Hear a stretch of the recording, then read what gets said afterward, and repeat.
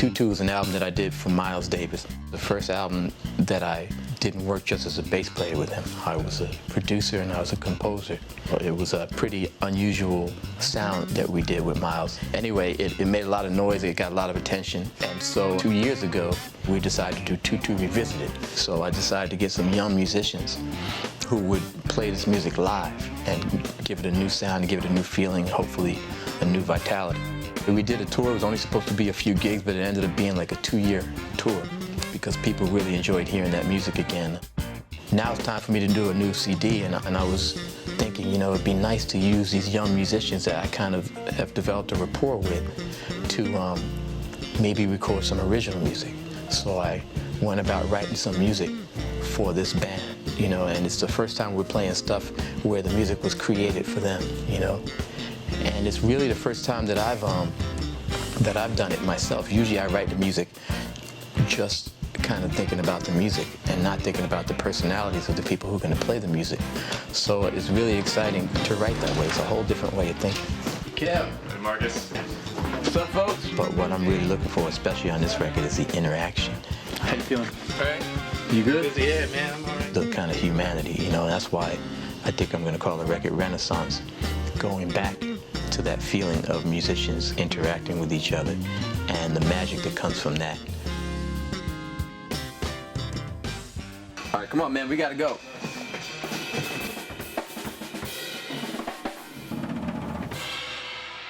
That's Louis Cato. He has like an ESP thing, so he knows what you're gonna play before you play it. So sometimes I purposely don't play what I'm supposed to play just to throw him off. But it's hard, because sometimes he knows when I'm getting ready to throw him off because my eyebrow goes up like that. Hey, this is Federico. Hey.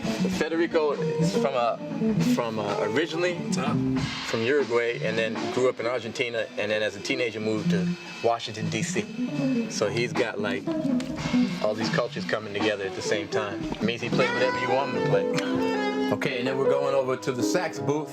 This guy's amazing talent. We're gonna get him recording soon. Because he's just blowing people's minds, man. He's got the whole package. You got the tone, the technique, the passion. You know, usually somebody's missing something, but he's not missing anything.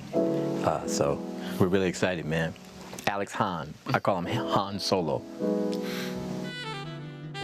Sean is a bad trumpet player. He was playing with Wynton Marsalis for a few years. I brought him in the band because he's bad, which is the reason I bring all these guys in the band. They're just really talented, and they have a broad range because I go through a lot of different styles. It's a little bit like surfing, being in this band. You don't have a lot of time to get stuff together here, you know, so you basically have to, you know, because he believes in keeping things fresh. If a rehearsal starts sounding too good, I'll stop it because I'd rather discover that it's good on the stage, you know, in front of people, you know, absolutely. But it's like, for the musicians, it's like, dude, can I have one day of practice?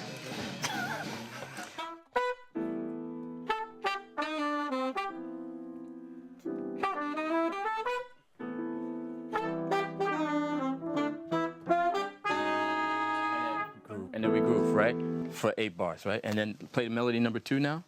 There's a few types of music that I love, that I grew up with, that I speak as a primary language: funk and what people call jazz, you know. Written here. No, do the other one. You know what I mean? So with these notes, other one over the bottom here? one, with the higher note. What I like to do is I like to take my favorite elements from those particular types of music and combine them.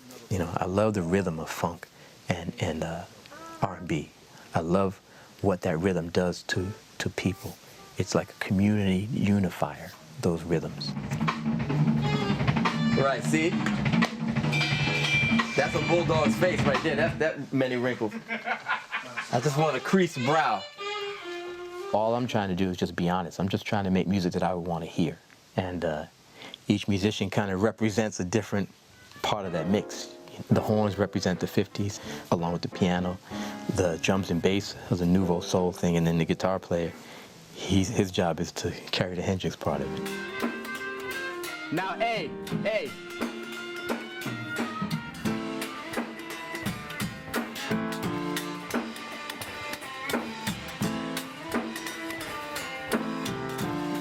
Let me go. It's really interesting because it doesn't sound as separate as you might think. You know, it all kind of seems to work together. And that's the thing for me is You know, I really work hard to make the different elements, the different influences mesh together so that it becomes something new that always seems like it's been there. So that's what I'm trying to do, and I think that's what you'll hear when you hear the song.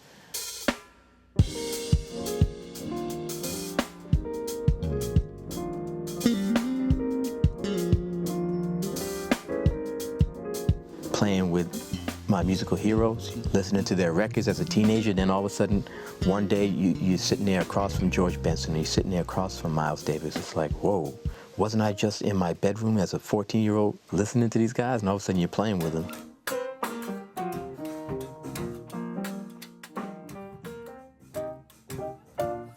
That's slipping into darkness.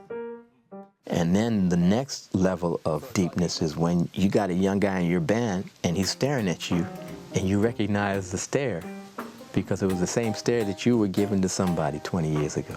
You know, where this cat's enjoying being in your presence and the guy's hoping to learn from you. I'm just excited, man, and I keep forgetting that it's my responsibility to help these guys, you know, to nurture them. The thing that you hope is that your spirit comes through your music and that resonates with people who are listening to the music. Especially when you're doing a lot of improvisation in your music, man. You know, you don't even know what you're gonna play. So you're just counting on your spirit, man. You're counting on your ability to feel the audience, to feel your band members, man, and to feel the whole environment and make it come through your instrument, you know? You're counting on the fact that you can translate all this information into something that makes people feel good.